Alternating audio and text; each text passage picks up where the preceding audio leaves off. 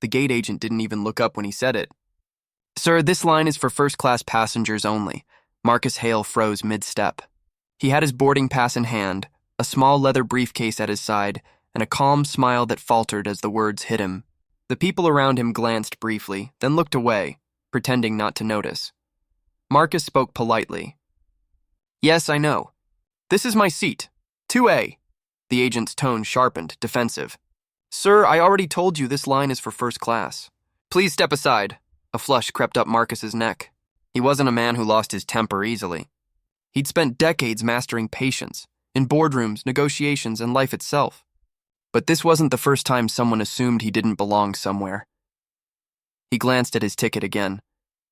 Marcus Hale, seat 2A, first class.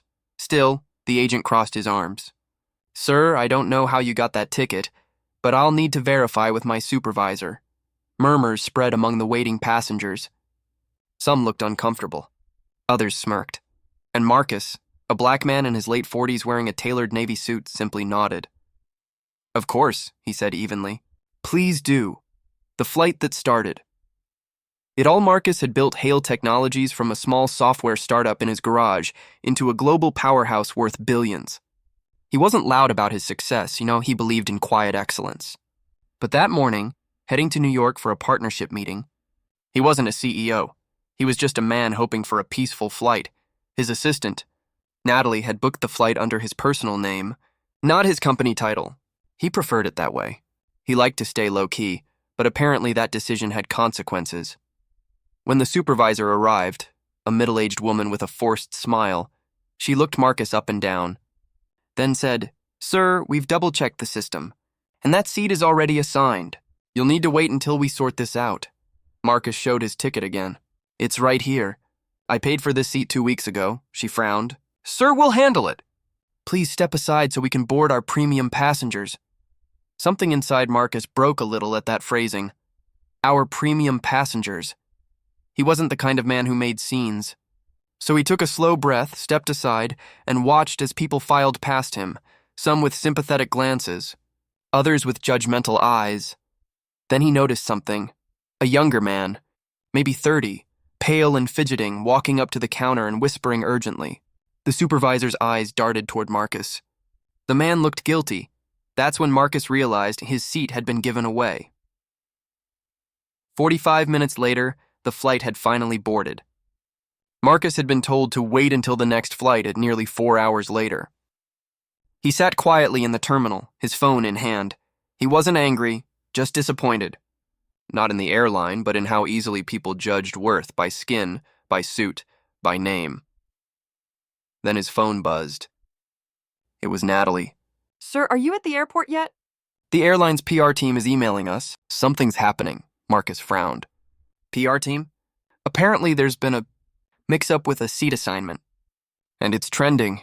He didn't understand until a young woman approached him, breathless. "Mr. Hale? I'm sorry to bother you, but are you the man they wouldn't let board first class?" She held up her phone. A video of the gate agent refusing him had gone viral. The caption read, "Black man denied seat in first class, despite having ticket." The internet had already taken sides. Some defended the airline. Others were furious. Within an hour, hashtags were trending. Let him fly. Every seat matters. Marcus Hale. And that's when chaos erupted. 45 minutes later, airline in chaos. The airline's headquarters was scrambling. Phone lines flooded. News channels called for statements. An internal memo leaked. Passenger identified as Marcus Hale, CEO of Hale Technologies. It was the moment the airline realized who they'd humiliated. The man they had denied wasn't just any traveler. He was one of the most respected business leaders in the country, known for his philanthropy, diversity initiatives, and humility. Executives began calling, pleading for a meeting.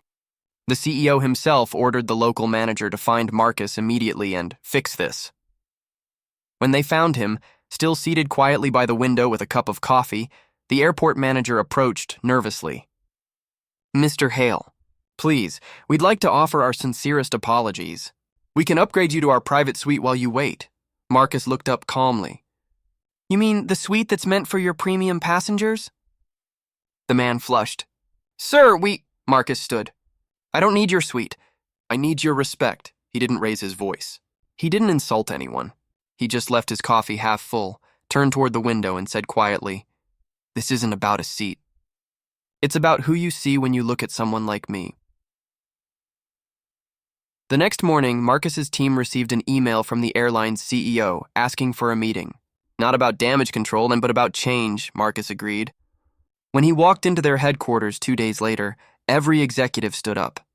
Cameras clicked, but Marcus waved them off. "I don't want an apology," he said. "I want policy." He proposed a mandatory inclusion and bias training for all staff, funded by the airline but managed by an independent board. He even offered to have Hale Technologies create the software to monitor fairness and customer treatment for free. The airline agreed. Within months, their reputation began to recover, not because of PR, but because of reform. And Marcus? He never told the full story to the press. When asked about it later, he simply said, "Dignity doesn't need revenge. It just needs to be seen. That day at the airport wasn't just about a seat. It was a mirror held up to society."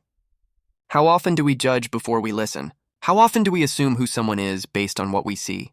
Marcus Hale's story reminds us that true power isn't in wealth or position. It's in grace. Because sometimes the calmest man in the room is the one who changes everything. If this story touched your heart, don't forget to like, share, and subscribe to Kindness Trend for more powerful true stories that remind us respect costs nothing, but it means everything.